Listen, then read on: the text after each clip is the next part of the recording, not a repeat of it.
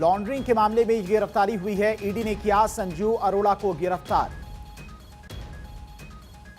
और इसी खबर पर तमाम और जानकारी के साथ में संवाददाता वरुण हमारे साथ जुड़ गए। वरुण, कहां से गिरफ्तारी हुई है ये?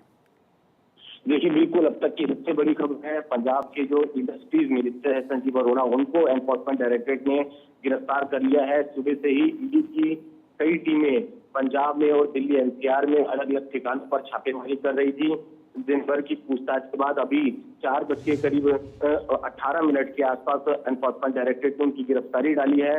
जो ईडी के जो सूत्र है वो इस बात की जानकारी दे रहे हैं कि जो संजीव अरोड़ा है और उनके जो एसोसिएट्स है, जिनकी कंपनी है हैम्पटन स्काई रियल्टी लिमिटेड, आरोप है कि करीब 100 करोड़ रुपए से ज्यादा जो मोबाइल के फर्जी बिल बनाए गए और उसके बाद जो काला धन था उसको दुबई से पहले भारत लाया गया और उसके बाद जो फर्जी कंपनियों के जरिए फर्जी बिल बनाकर करोड़ों रुपए की जो धांधली है वो की गई और इसका सीधा सीधा जो नुकसान था वो सरकार को हुआ।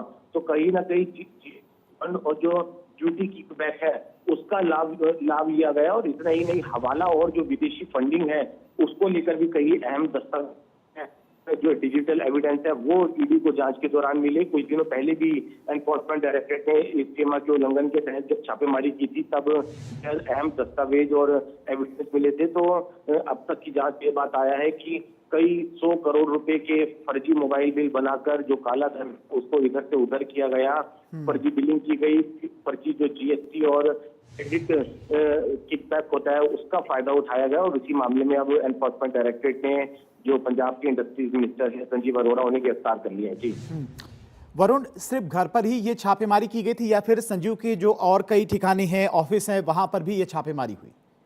देखिए, सुबह से ही चाहे पंजाब हो, दिल्ली एनसीआर हो, वहां पर अलग अलग 5 ठिकानों पर संजीव अरोड़ा का जो घर है और जो कंपनी है उससे रिलेटेड जो प्रीमाइसेस है वहां पर एनफोर्समेंट डायरेक्टरेट की ये छापेमारी चल रही थी। 5 ठिकाने थे जहां पर ईडी की अलग अलग टीमें पूछताछ कर रही थी, तलाशी ले रही थी और जो संजीव अरोड़ा का पंजाब में घर है वहां पर भी एक टीम मौजूद थी और वहीं पर अब इनकी पूछताछ के बाद गिरफ्तारी हुई है।